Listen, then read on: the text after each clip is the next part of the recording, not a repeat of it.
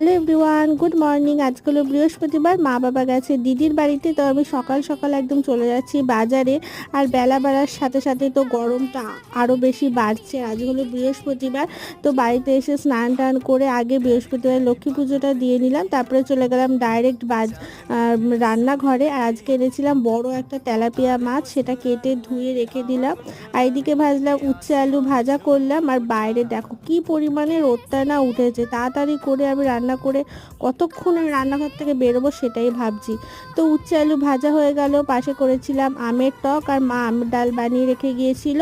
আর আজকে একদম আলু দিয়ে, ধনেপাতা দিয়ে, টমেটো দিয়ে একদম তেলাপিয়া মাছটা ঝাল ঝাল করে বানাবো, কষা কষা করে।